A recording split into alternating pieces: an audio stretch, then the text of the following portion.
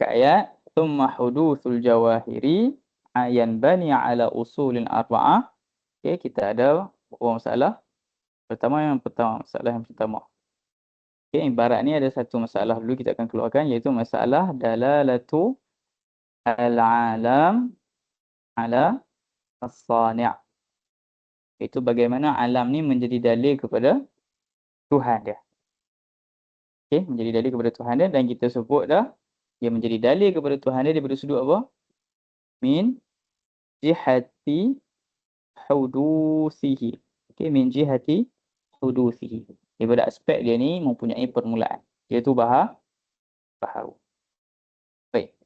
Kenapa kita nak isbatkan Tuhan melalui alam daripada aspek ia baharu? Okey.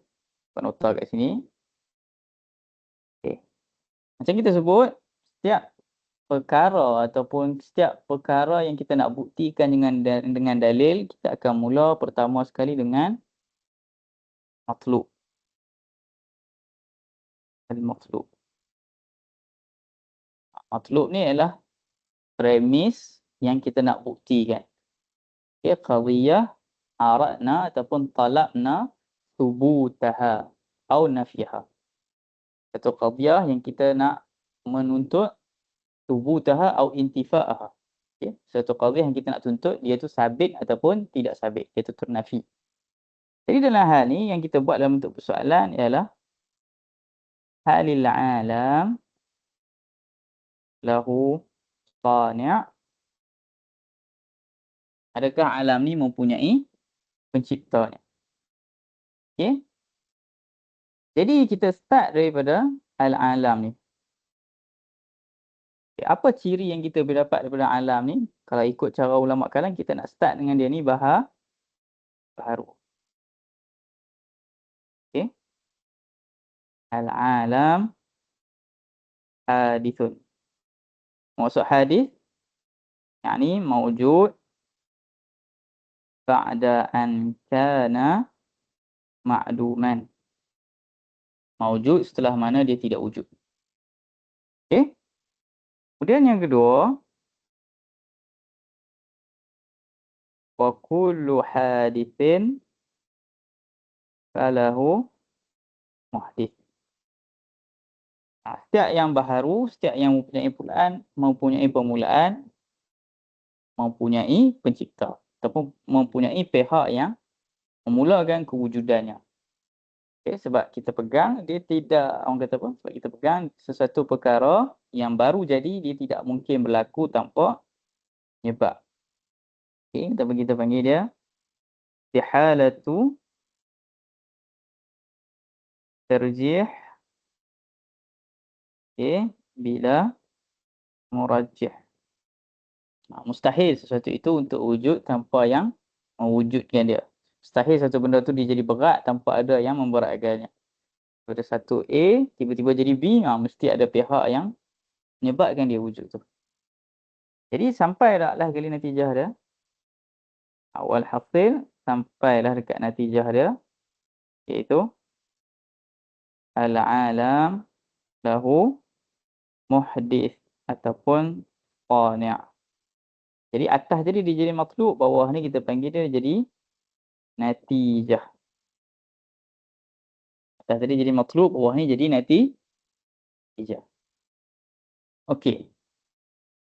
Ini jihah dalalah ataupun kita panggil sebelum jihah dalalah tu kita panggil inilah dalil kepada kewujudan pencipta melalui hudus.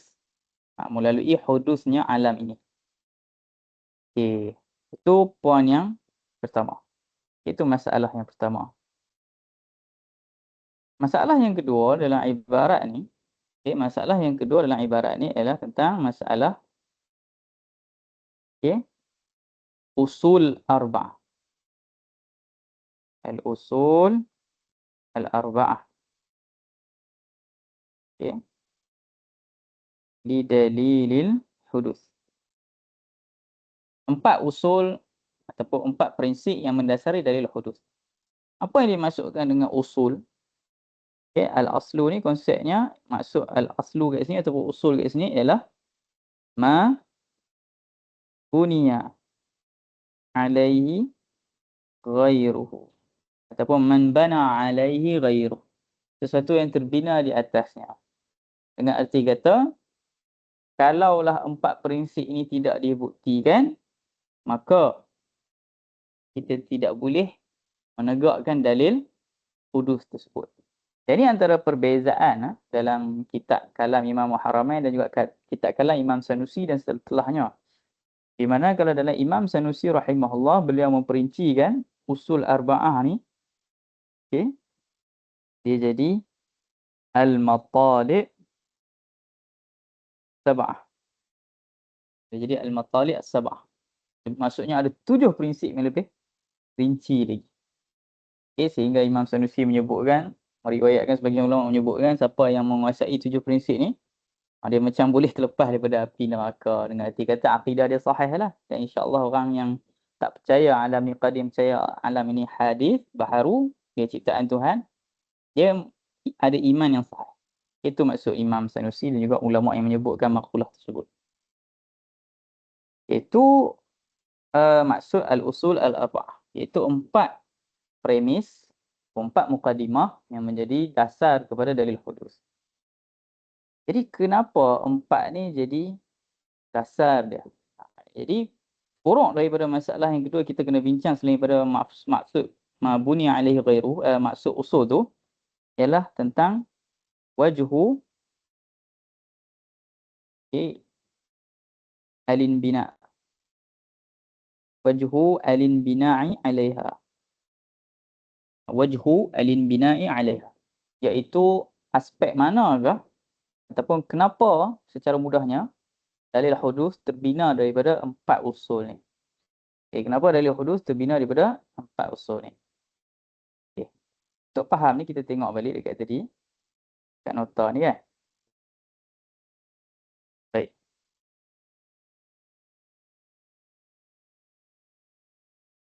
Sekejap.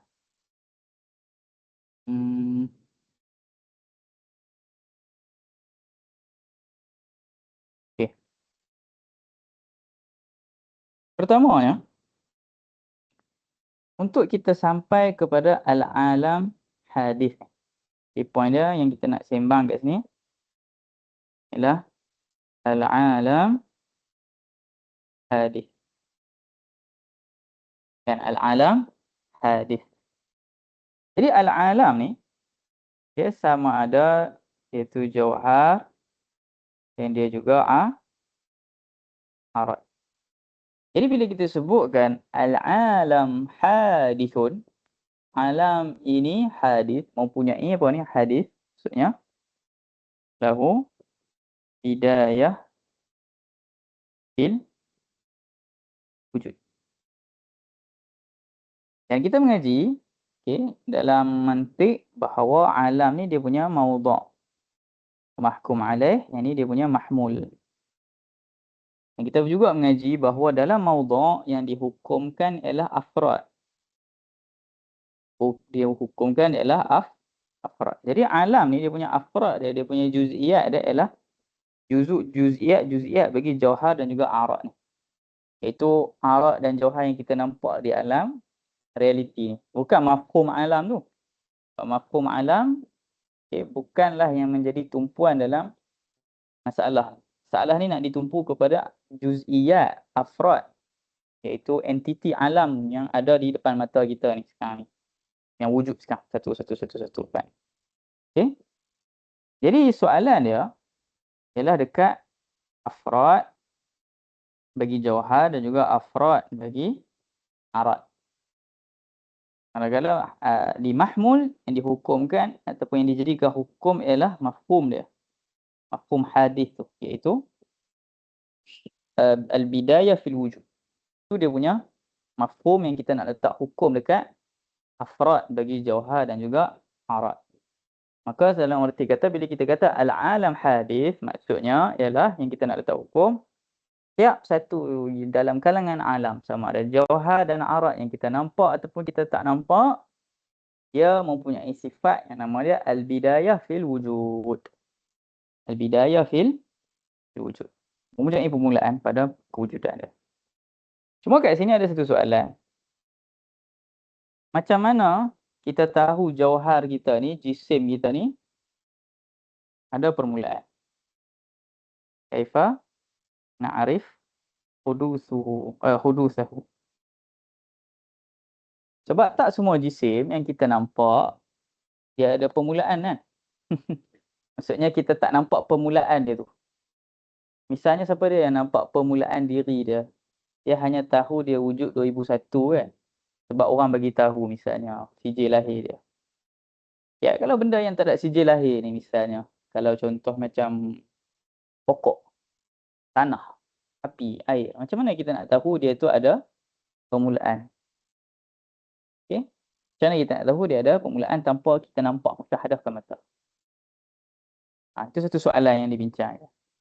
Jadi, ulama mengusulkan bahawa kita nak tahu dia ada permulaan ataupun tidak, sama ada kita tengok dia tu sendiri, contoh macam saya nampak depan mata, daripada anak saya daripada tak ada kepada ada. Kan? Cuma itu pun boleh argue lagi. Boleh argue macam mana? Misalnya macam Nasyaiyah. Nasyaiyah dia argue, okay, contohlah kan. Contoh macam kita kata Ahmad. Ya, Ahmad. Ahmad ni dia datang daripada air mani ya. Air mani ayahnya.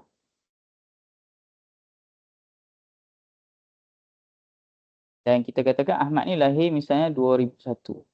Jadi ada orang kata okey dia hudus 2001 lah.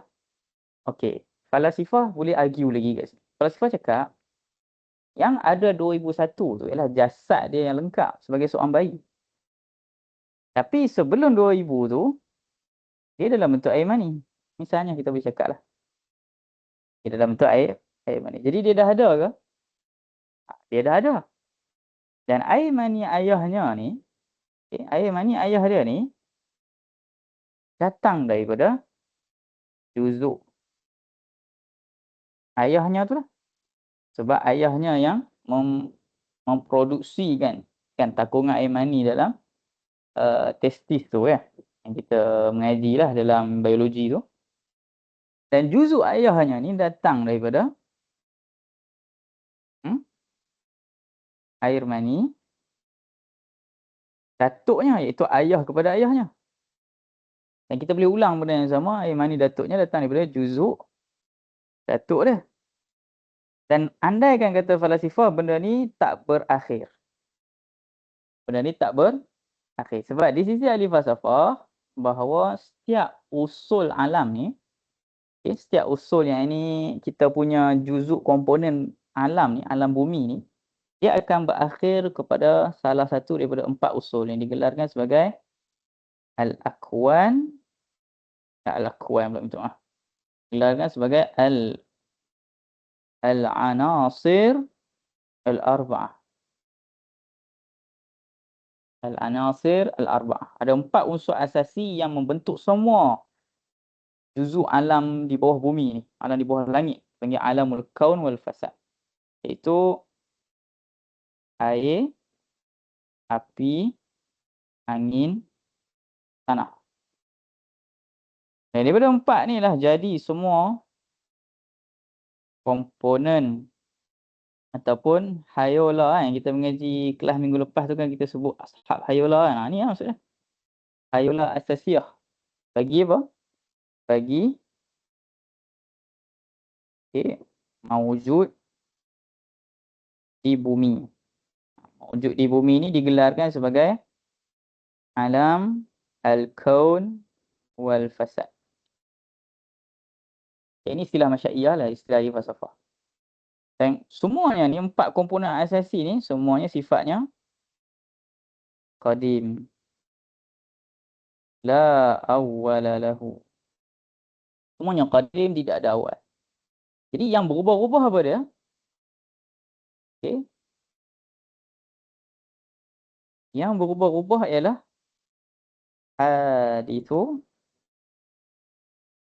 hadisun min haitsu suratuhu. dia hanya baharu daripada sudut surah dia. Daripada sudut bentuk dia. Jadi bentuk saja yang berubah. Okey? Bentuk saja yang berubah. Namun hudusa la awwala lahu. Namun dengan hudus yang tidak ada permulaan. Apa maksud hudus yang tidak ada permulaan kat sini? Maksudnya qabla kulli suratin suratun la ila awwalin. Setiap sebelum surah ada surah yang lain. Jadi setiap sebelum bentuk A dia ada bentuk sebelum dia iaitu bentuk B, dan benda ni pun tidak ada akhir. Infinity juga. Okay, infinity ataupun yang bentuk infinity dah kita istilahkan sebagai adamu at-tanahi. Ataupun kita gelarkan sebagai la awwaliyah. La awwaliyata. Tidak ada awal. Tidak habis lah. Infinity tidak habis. Awal itu tidak habis. Dia tidak ada habis. Okay, ya? Jadi dalam hal ni, bila ulama kalam nampak hujah li falsafah mengesahkan kekadiman alam dengan cara ni, jadi apa yang perlu dibuktikan untuk mengesahkan dah alam ni memang betul-betul hadis. Meskipun kita tak nampak segala proses yang cuba dikembangkan ataupun yang cuba diteorikan oleh ahli falsafah ni. Patah balik dekat tadi, maka kita tengok benda yang kita confirm dia ni sentiasa berubah-ubah. Dan benda tu digelarkan sebagai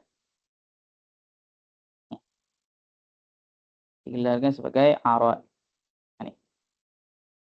Yang ni dia silih berganti. Okey.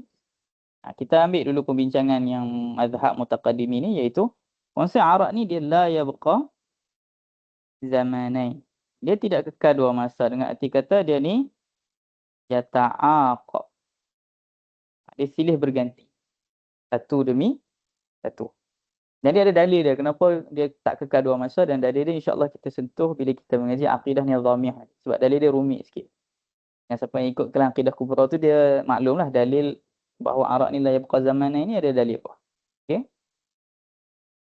Jadi bila arad ni silih berganti, bila arad ni silih berganti, maka ini secara pasti dia hadis.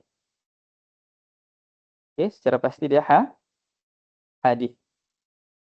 Jadi hudusul arad dia satu benda yang boleh dikatakan tak ada siapa akan ingkar. Hatta falsafah pun tak ingkar benda ni, sebab benda ni sampai sekali dia tahap badihi. Dan dia hampir sekali tahap badihi. Jadi soalan dia, macam mana kita nak transfer hukum hudusul arad ni, macam mana kita nak transfer hukum hudusnya arad ni, nak transfer ataupun nak ilhaqkan kepada jauhar. Macam mana nak sampaikan dekat hudusul jauhar. Maka jalannya ialah dengan satu kaedah, iaitu ma yulazimu ma yulazimu hadithan fahuwa hadithun. Sesuatu yang melazimi. Apa maksud melazimi? Maksud melazimi ni ialah la yanfak. La yanfak anhu. Yang ini sesuatu yang tidak terpisah dengan perkara yang baharu. Ataupun ma la yakhlu anhu. Sesuatu yang tidak terpisah juga. Yang tidak sunyi daripada perkara yang baharu, ia juga baharu. Okey? Sesuatu yang dia menerima sifat yang baharu dan ada perkara baharu dekat dia juga baharu. Jadi daripada kebaharuan arad kita boleh transfer dekat jauhar. Okey? Okey, kenapa sesuatu yang melazimi sifat baharu juga baharu? Okey. Kita pergi kat sini pula. Kenapa? Soalan dia kan. Limadha ma yulazimu hadithan wa huwa hadithun. Ini soalan dia, ini punya maklub. Kenapa sesuatu yang melazimi hadis juga hadis? Sebab kalau sesuatu itu melazimi hadis, dia hanya ada dua kebarangkalian kan. Barangkali yang pertama, imma an yakuna hadithan, sama ada dia baharu, dan yang ni yang kita nak kan, fahuwa matlubun. Ini yang kita nak. Namun khasa mungkin argue dah, tak semestinya yulazimu hadith. Jadi kalau dia tak hadith, dia jadi apa? Dia jadi qadim kan? Imma an yakuna qadiman. Okay, imma an yakuna qadiman. Okay. Kalaulah dia qadim, namun sifatnya hadith, apa akan jadi? Apa akan jadi? Ini soalan dia. Kita akan kata, okay, setiap jisim, komponen jisim kan, dia terbentuk daripada jisim tu, ataupun kita padam sikit lah. Okay. Contoh kita kata jisim kan. Jisim, dia tidak boleh wujud dengan diri dia. Dia mesti ada dengan arat. Okay, jisim ataupun jauhar lah. Okay. Dia nak wujud, dia mesti kena ada arat. Dia tak ada istilah jisim yang pure jisim. Sebab benda ni pun disepakati oleh ahli falsafah juga. Okay, kita tak ada istilah benda tu tak ada sifat. Dia mesti ada sifat. Kalau kita boleh sebut jisim, kalau kita tak sebut sifat, itu tak logik. La yuqal. Jadi jisim dia mesti ada sifat. Jadi soalan dia, kalau jisim kena ada sifat kan.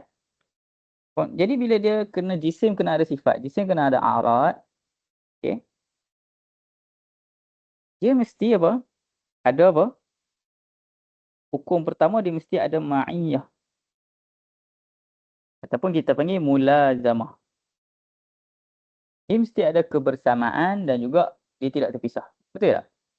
Yang hanya kalau terpisah secara silih berganti tak ada masalah. Sebab bila dia silih berganti ada lagi. Itu tak ada isu. Isunya ialah bila hanya satu keadaan jauhar saja ada, arat tak ada, apa-apa arat pun tak ada. Ini masalah. Sebab kaedahnya kalaulah jisim tidak ada arat, jisim akan hancur. Jauhar akan hancur. Ya? Jadi bila jisim mesti disyaratkan wujudnya dengan arat. Okay? Jisim bila disyaratkan wujud dengan arat, maka dia mesti duduk sekali. Bila wujud satu jisim, dia mesti ada dengan arat. Ya? Dia mesti bersekali. Jadi sekarang ni, bila kita kata, ni isunya. Bila dia bersekali, bila kita kata yang ni qadim. Dengan makna apa? La awwala lahu kan? Dengan makna la awwala lahu.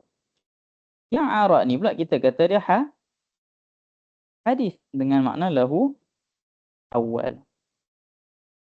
Jadi sudut kebersamaan ni, ma'iyah ni, boleh berlaku tak?